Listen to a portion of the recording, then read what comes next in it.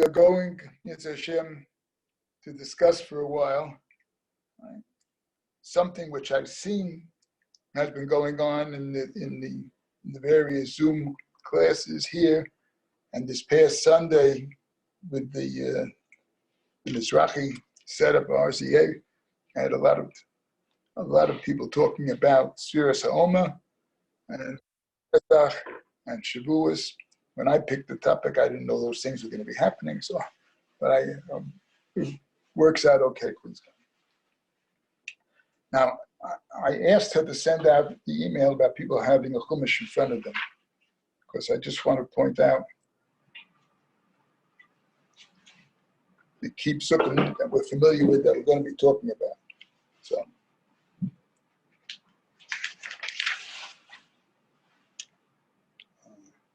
if you have the Art Scroll Chumash, it is on page 684 in Parshas Emor, the 15th pasuk. Two psukim here that we have to read, and we'll be talking about them during the course of the hour. And then there's a pasuk in Parshas Re'eh. So pasuk 15 here in Parshas Emor says, "Usfartem lochem mimochos haShabbos."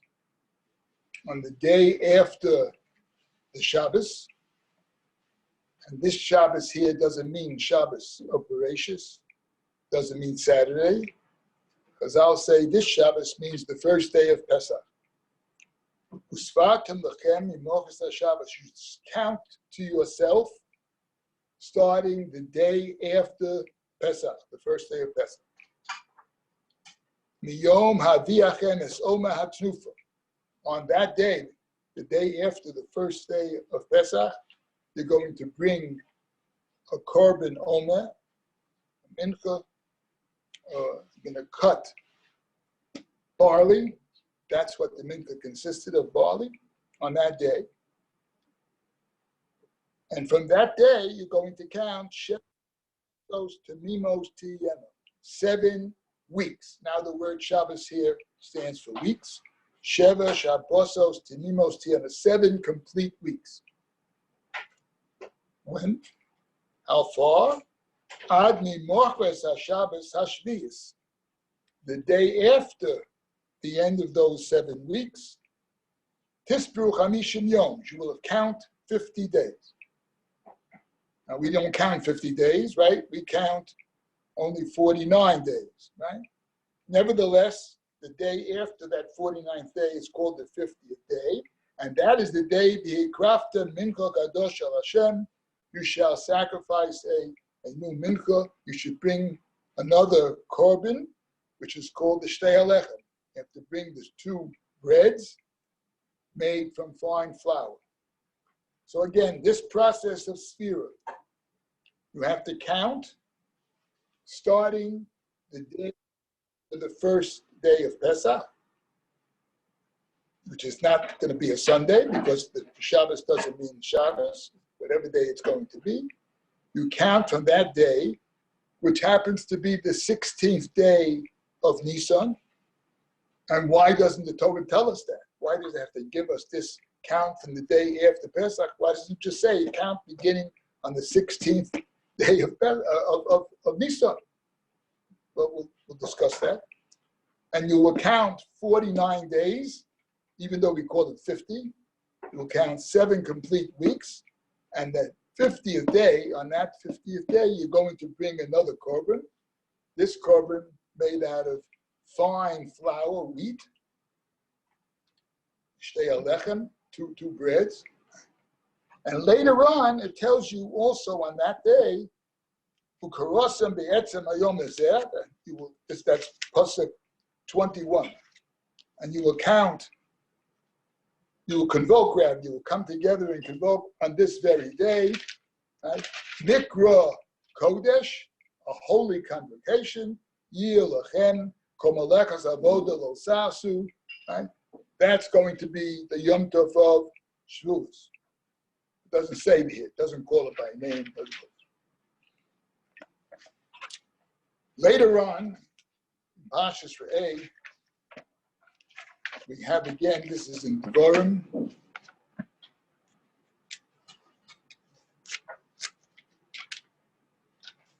Parshas Re'eh,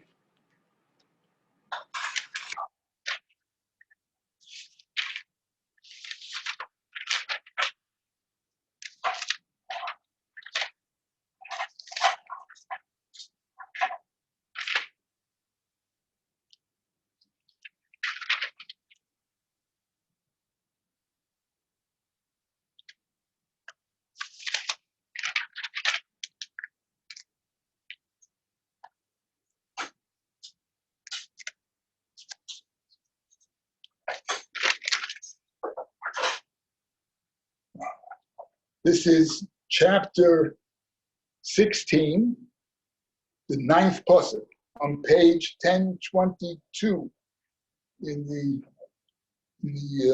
Chumash. There it says, Shiva Shavuos Tispor walk. You shall count 7 weeks for yourselves. Mehochel chemesh ba'komo tochel. From the time when the sickle is first put to the standing crop, that is when you first start to cut the crops. Again, that's the 16th day of Nisan. Tochel, Lispor, you're going to count Shiva Shavuos. You're going to count 7 weeks. Then the Osisa Chag Shavuos Hashem Elokecha. First mention of the holiday of Shavuos by name. Then after those 7 weeks, you're going to have the Yom Tov of Shavuos.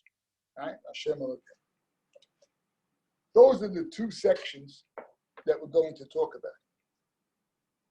There are a number of questions that one can pose about the way the language and these psukim are formatted. The very first 2 words we mentioned in Parshas Emor, Usfartem Lochem. Right? And you shall count. You shall count. Usfartem. In the plural. You shall count, meaning everybody. Then the next word, Lochem, clearly is extra. Because Lochem only means you again. You shall count you. My grandson Uri is looking in from Israel. You shall count you. Usfatim Lochem. To yourself, for yourself. So there's something extra that's intended with that Lochem. Usfatim Lochem. You should count to yourself. Next, we have to understand why the Torah calls the first day of Pesach Shabbos. In this expression, Mimochros HaShabbos, and it says that's not Shabbos, it's the first day of Pesach. Of course, that's the big problem that came up with the Tzaddukim, and then later on the Karaites, who took everything in the Torah as it's written. They didn't believe in Torah Sheba'al Peh. So it says, Mimochros HaShabbos. So they said we have to start counting from Sunday, the first Sunday after Pesach, wherever that Sunday is going to be. That's if Pesach happens, the first day of Pesach happens to be a Shabbos, then fine, you count on Sunday, start on Sunday.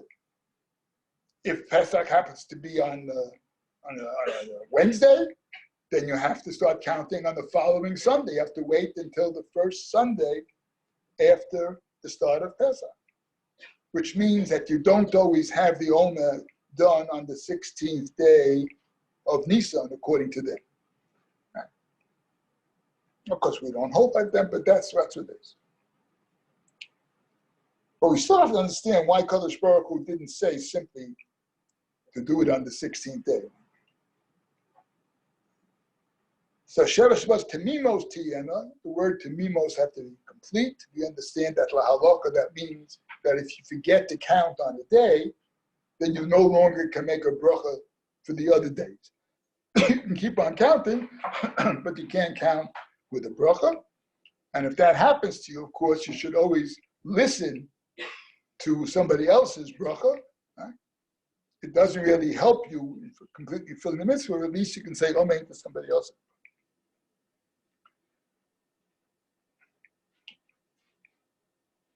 Here, in Emor, it says you count 7 weeks. Ad mibochres haShabbos haShvius tispru chamishim yom. We're going to count 50 days. So that we have to understand the 50 part, we have to count it. But here it mentions counting weeks and counting days. We didn't have that in Re'eh. Right? Here we're counting days and we're counting weeks. We're going to have to say exactly what that means.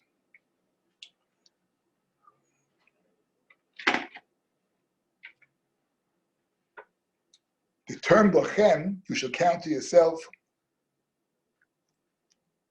You have to count to yourself in Re'eh also, but over there it's loch, right?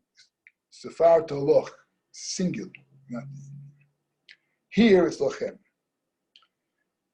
And here it means every individual has to count,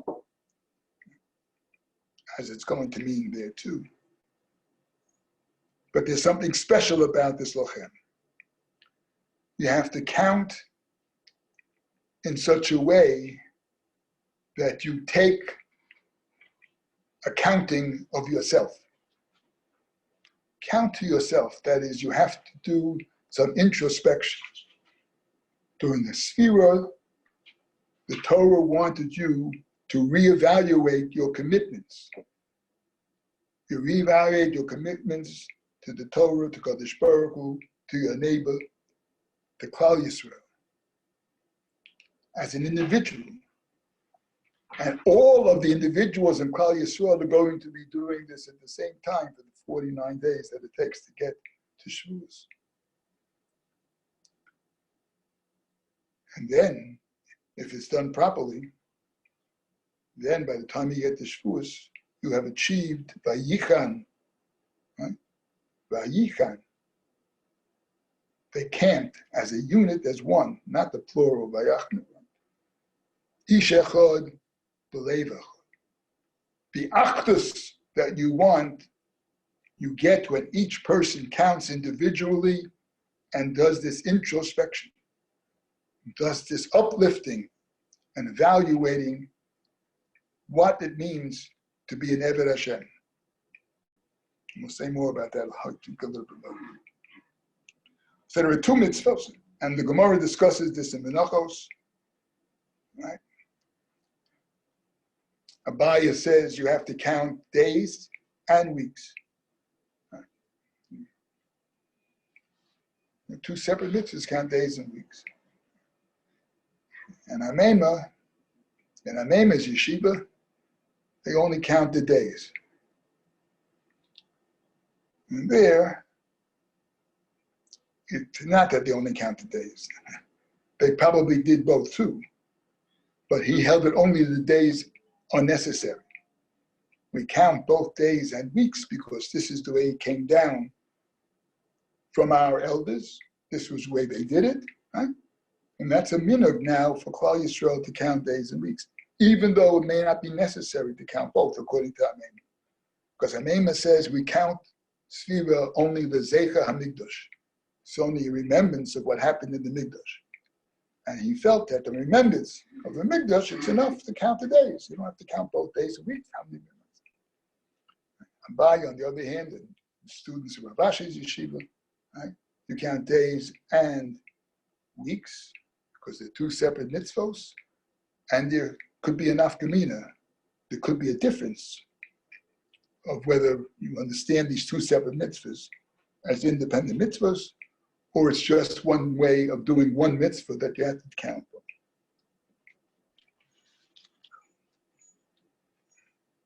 I want to turn first to the concept of why Pesach is called Shabbos.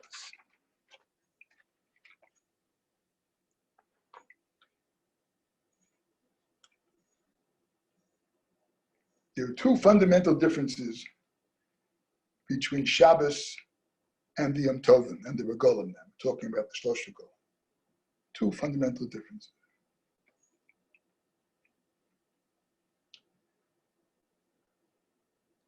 Number 1, we're Whereas Shabbos has 39 malachos that you can't do. And those same malachos would apply to the Shlosh Regolim as well. But we all know that there is a certain waiver, if you will, with regard to the malachos on Shlosh Regolim, right? Called Ochel Nefesh. Right? Even though you're not supposed to do, right? But those things are not included. Anything you have to do for Ochel Nefesh, for food preparation, and what have you, we all know what that goes into that. Right? That's not also on Yom Tov. The contrary, it goes into the whole concept of enjoying Yom Tov. On Shabbos, you can't do that. The only heter to do any malacha on Shabbos is pikuach nefesh, or something like that. So that's one difference. But there's a second difference. There's a difference in the Kedushas Hayom of Shabbos and Yom Tov. Shabbos has its Kedusha directly from Kadosh Baruch Hu. Kadosh Baruch Hu created the world in 6 days. By Hulu Hashemayim Ba'oretz Kol Tzvorim, right? And on the 7th day, Kadosh Baruch Hu rested. That created the Shabbos. Kadosh Baruch Hu gave Shabbos Kedusha. When Shabbos became Kadosh, there were no Jews around him. As a matter of fact, there's no reason why everybody in the world shouldn't have to keep Shabbos. Because Shabbos was made Kodesh by Kodesh Baruch Hu. If you believe in God, then there's no reason why you shouldn't keep Shabbos. Yet we know, la halacha, if a guy keeps Shabbos, he's not supposed to keep all of Shabbos, not allowed to. Nevertheless, in concept, we had nothing to do with Shabbos. Shabbos was made on the 7th day when God created the world, right? He put the Kedusha into Shabbos. Subsequently, later on, we got around to having to take Shabbos into account, right? And that's right. Right? Yom HaShishi, right? The hay from Yom HaShishi was to remember, right? Because the Yom HaShishi, right? It was a Tanai made that on the 6th day of Sivan, in the year 2448, whatever that year was, right? That year, right? You're going to get the Torah and you're going to start keeping Shabbos. So these are two differences. The Kedusha of Yom Tov, of Shabbos, is not anything that we had to do with. On the other hand, the Kedusha of Yom Tov, we have a lot to do. The 15th day of Nisan doesn't become Pesach unless the first day of Nisan was sanctified as Rosh Chodesh. If you made a mistake, if Bezdin made a mistake and sanctified the wrong day for Rosh Chodesh Nisan, you have to follow that day, and the 15th of Nisan that year might not be Pesach, it may come out to be different. The Yom Tovim only get their Kedusha because we were told to make Kiddush HaChodesh. We were told to sanctify the beginning of every month.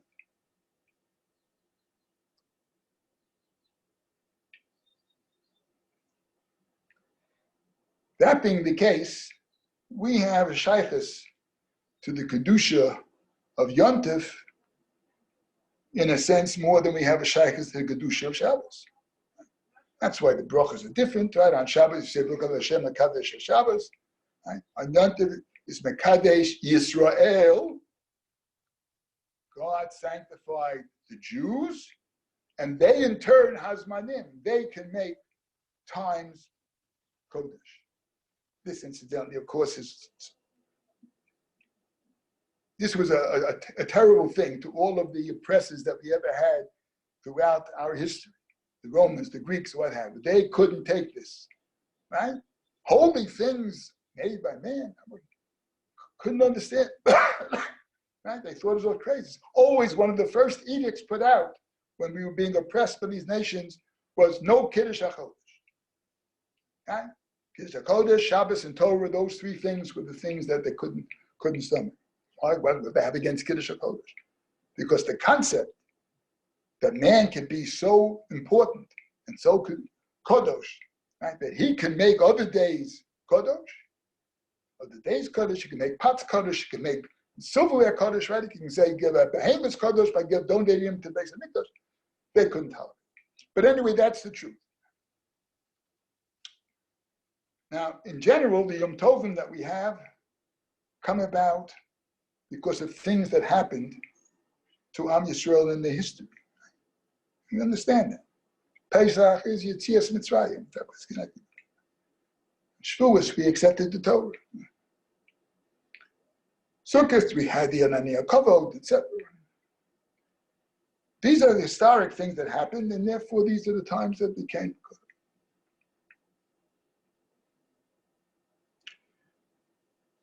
But there's one other thing that is different about Shabbos and Yom Tov. As we said, we had nothing to do with making Shabbos holy. The fact that we got Shabbos from Kodesh Baruch Hu is completely a gift, an unearned gift. We did nothing to earn this great tribute that we got of keeping of Shabbos, of having Shabbos, and getting credit for keeping Shabbos. This was a gift. We didn't earn it. We come to the Regolim. Shavuos we earned a little bit because we were Makabel the Torah. Sukkot we earned because we do tshuva on Yom Kippur.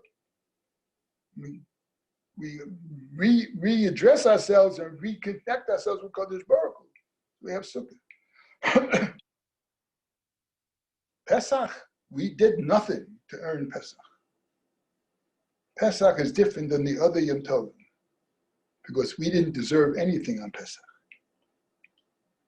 Before Kodesh Baruch Hu took us out on the 15th day of Nisan, we were down to the 49th level of Tumah.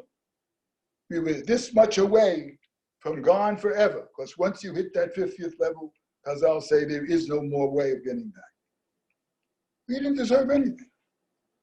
Kodesh Baruch Hu had to give us a couple of quick mitzvahs, some Milah and Korban Pesach, just a couple of things to justify to the Malachim why he's treating us differently than the Egyptians who are. But we didn't earn anything. Zilch.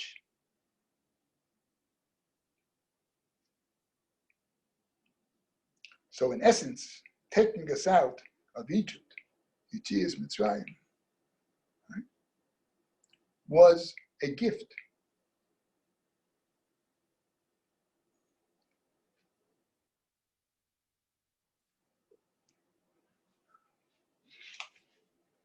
Which makes Pesach closer to Shabbos than any of the other Chagim. And that's why here in particular, the Torah calls Pesach by the name Shabbos.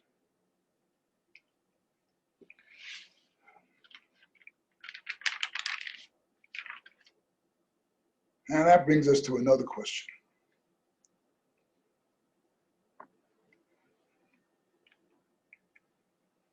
The whole point of counting Sphira is to get to Shavuos. We have 49 days, maybe because they have to get up at a 49th level of Tumah each day. We revs up one step, whatever. But the whole point is getting. If there's no Shavuos, there would be no reason to have Pesach. Being free without knowing who you are a servant to and what you have to do as a servant to that person or that thing, in our case, Kodesh Baruch Hu, then Pesach is where freedom is worthless. No one is free in this world. You are not born free. Every human being is born to work. La'omo. Kodesh Baruch Hu took Adam and Chava, put them into the Gan Eden and told them they have to work. Adam is called Adam from the word Adama because he's supposed to work. There is no such thing as not working. There's no such thing as being free altogether. Anybody that does that is just sick, doesn't understand. The only freedom you have is to choose which master am I going to serve. You got stuck in Egypt, serving a terrible master in a terrible country amongst terrible people. And they brought us down to the bottom level, almost to the last level of Tumah. Now we're free, but not free. We're free to be God's heaven, God's servant. As it says in Bahar, I think it is, right? Avodai Haim, they're mine, right? And they're not avodim to other avodim. Jew can't be an eved to somebody else. Part-time, maybe, 6 years, whatever, but otherwise, it's not. But Kadosh Baruch Hu, we are an eved. An eved that's more like a ben. That's why he refers to us as B'nai B'chori Yisrael. We are children, not just I'm an eved. We are children who recognize, though, that we are in service to Kadosh Baruch Hu. So without Shavuot, there'd be no need to Pesach altogether. Obviously, that's the end product. That's the key. Right? We are leaving Pesach and we are starting to count together. The trouble is, they're coming out of Egypt as slaves with the mentality of slaves. We have no idea of what it was supposed to be doing. Nothing. So at the very beginning, right, God gave us Pesach, a gift. We saw unbelievable things. We were at the high point. Unbelievable things that we saw, right? Nisim all over the place to get us out. That made an impression. But you don't live that way. Kadosh Baruch Hu had to bring you back to reality. So you have that first day, greatness and what have you. And then you plop. You now fall down. Because Kadosh Baruch Hu knows that you can make it back up to the top. But you have to push. You have to force yourself. The mashal that's usually used sometimes is a young child, let's say, little over a year, right? Starting to learn how to walk. Right? So starting to walk and has two parents holding on the side, the back, the shoulder, right? And is walking and, oh, this kid says, this is great stuff, terrific. Then the parents let go to watch. And the kid is starting shaking about that, and he plops. He can't do it yet. He falls down. That's what happens. Kadosh Baruch Hu brings us up, lets us see things that others didn't see. And what a maidservant saw on Yam Suf. Nabi Yecheskel didn't see, and then in his nevuah of the Makova, whatever, the Kisei Yakova. We saw things, great, but we can't live at that level. That's not intended. That's not how human beings live. So we drop down. Yeah. And now we have to work our way back up. So why couldn't we work our way up at the first day? Why do we have to start starting with the second day of Pesach? We could start working our way up at the bottom, the first day of Pesach. You can't have these two different extremes, right? Being essentially a behemoth. What do I mean being a behemoth, an animal? The korban omer was from Sa'orim, right? Barley. I happen to love mushroom barley soup and children with barley. But barley was Michael behemoth. Barley was what you fed animals, right? Not human beings. It wasn't considered nice food. You wouldn't serve guests barley. Right? That's the korban omer. That's where we're starting from. And somehow we have to get to be Makabel the Torah. And we have to move upwards from there. But Kadosh Baruch Hu says, I know you can do it. I know I made you. I know what the human being is capable of. I know that you can do it. But to have you start doing it on the day when you're celebrating getting out of Egypt, those are two like two opposites. Doesn't sit well. So enjoy your Seder, right? Enjoy beginning whatever you and celebrating Yetzias Mitzrayim when you get your Chayrus. And then immediately after that first day, immediately they went out to cut the Yom and to bring in the barley and stuff.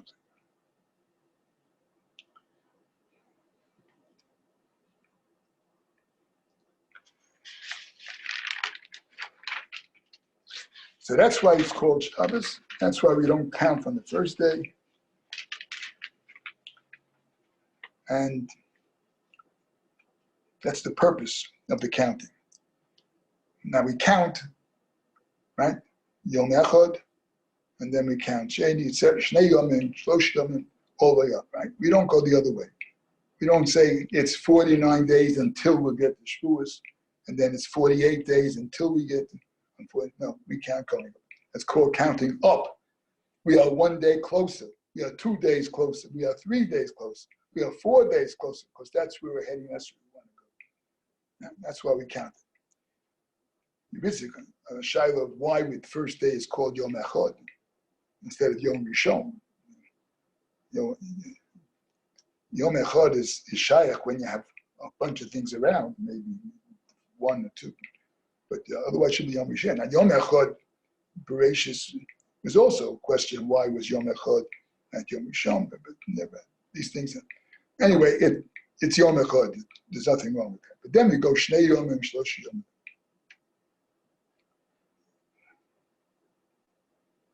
Some count Bo'omer, right?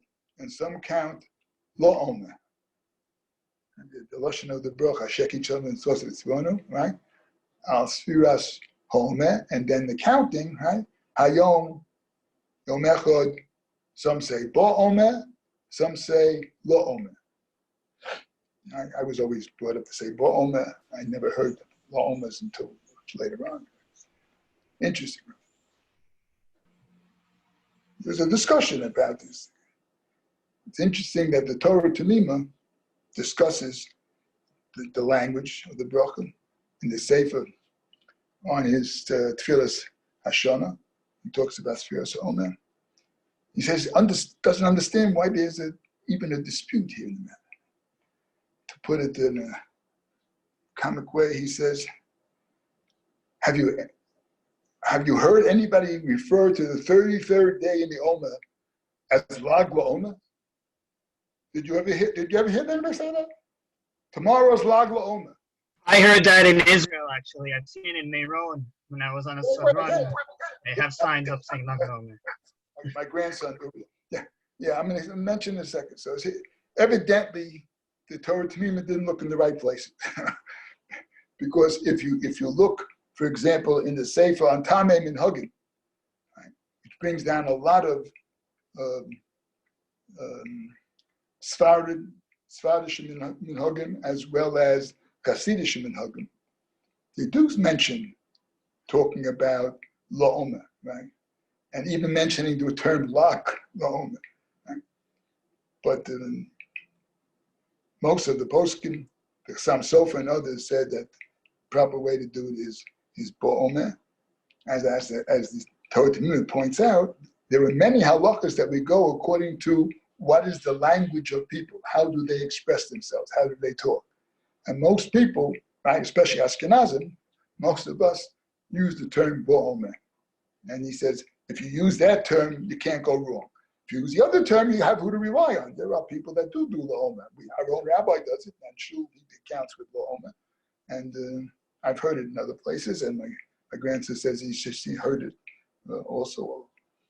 Anyway, so that's the difference between the languages.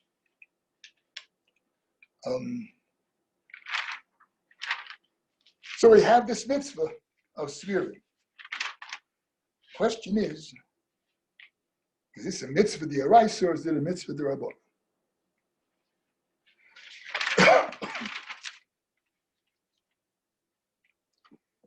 It comes down to the Shulchan Aruch holds that it's a rabbanan, but there are others that disagree.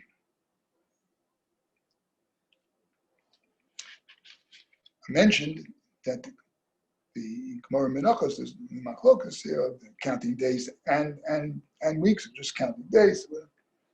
So it's mashma there that Amema held that it's a mitzvah d'Rabbanan, a takana, because it's only lezecha mikdash, only to remember what the way they did it in the mikdash, and therefore it's enough only to count days. And Rav Ashi in his yeshiva, they followed Abaya, they counted days and weeks. There is a possible major difference in the way in which you look at this thing, as is discussed by Rishonim and Achronim, and especially in the Brisk family, going back to the Beis Halevi. If there are two separate mitzvahs, mitzvah of weeks and a mitzvah to count days, right? Which means that when you count, you have to make sure you can, after the seventh day, as you know we do, the eighth day is called Shavuot Echad Yom Echad, right? You count that the 1 week is it, and the next day is going to be Shavuot Echad or Shtei Yomim Mitzvah. Incidentally, the halacha, the Ramah holds that you have to use the word when you start counting Hayom. You can't just say Al-Sfiras Omer, 10 days in the Omer. That's not good. You have to say today is 10 days in the Omer. And afkamina here is if somebody comes over and asks you after Shiur, what's tonight's day? If you tell them 10 days without saying today is 10 days, you haven't violated anything. You can still count with a bracha. But if you say today is 10 days, then you counted already. So you can't use a bracha when you have to count. So you have to follow the language the way it's. But anyway, the famous nafkamina is if you hold that they're two separate mitzvahs for days and night, not one mitzvah that you have to do both, but it's a separate mitzvah for day and a separate mitzvah for night for 4 weeks. Then if you forget a day completely, you may not be able to make a bracha when you count weeks and days. But when you're counting only weeks, that is on the 7th day, on the 14th day, on the 21st day, when you're counting 1 week or you're counting 2 weeks or 3 weeks, and there are no days here, just counting the weeks, you may be able to count with a bracha because that's a separate mitzvah than the mitzvah of counting with. I don't know. I don't think we hold that way, but I'm just saying that that's one of the possible differences.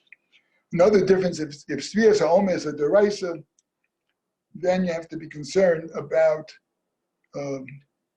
if you haven't counted and you're in the middle of eating, and now has reached the time you're supposed to count.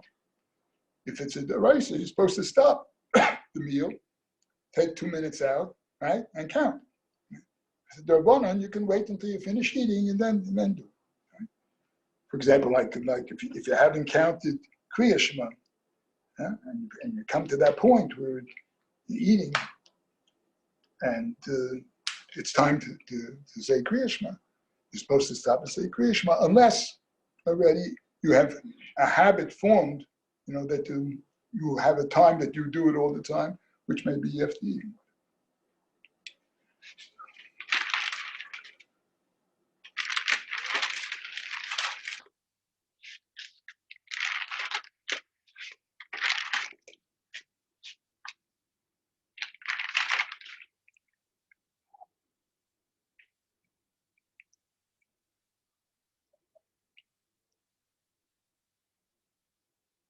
The Maharal of Prague, in the Siddur that it's about, he has a Hakdama to Sfiras HaOmer, which came from one of his other drushim, but was put into the Siddur maybe by publishing his afterwards.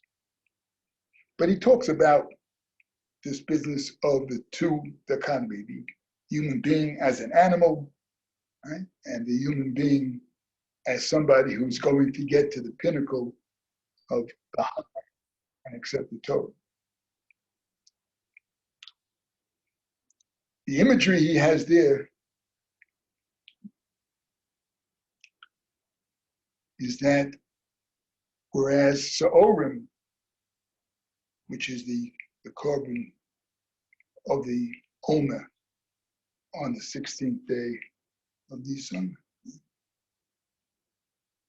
barley, is behema food, it's Michael Behema. There's only one other mincha that has Sa'orim, and that's the minchas of a sota, a woman who's suspected of her husband's sex of adultery, what have you, has to go through the whole process, right? Under certain circumstances, she can bring a korban, what have you, she has to bring the korban she brings the soul. Because I'll say, she did a maisa, or she suspected of doing a maisa. She behaved in such a way that's korov to what an animal does. A human being doesn't do things like that, and therefore she brings that kind of a korban. So when we start out with the Omer, we are like animals. And the Maral points out that the derech of a Ben Torah is to model himself after a shor and a chamor. A chamor is known for the weight, for the masa that he can carry heavy masses and carry it for a long time. A shor is known for the amount of work that he can do. He can go up hills, he can flatten out a little mountains and the hilltops and what have you. Shor doesn't get tired. These two qualities reflect a quality of the guf of a human being. Guf has to be strong to be able to learn Torah day and night.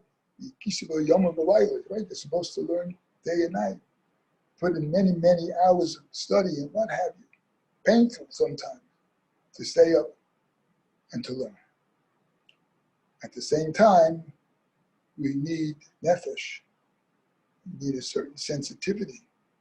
When we approach a sugya and we're learning, we have to approach it in a certain way of humanity and what have you.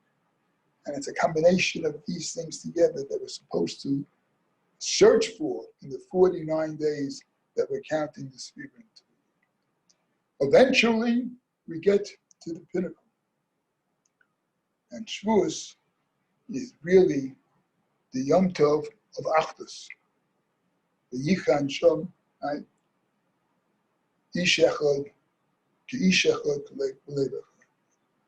That's the pinnacle. That's the aim. To get this unity. That may be also why there's only one day of Shavuot. You can't have multiple days with that kind of a concept. There's one, you strive to that yachtas. There is no such thing as more yachtas. If you reached that level of yachtas of Am Yisrael together, that's the level. Actually, there are other reasons why there's only one day, not the others, but time now is not going to let us go. I have to apologize, but I definitely prepared too much material, which my wife tells me all the time. But that's what we have, and I hope that some of these things were clear, and that we're all going to be reaching this level that we should be at in 2 more days, and it's Hashem, we should be ready on Yom Shavuos, even though this year we're probably not going to be able to have a minyan, except in Eretz Yisrael. I understand that the shuls were open, many of them, they would have a 3 minyan.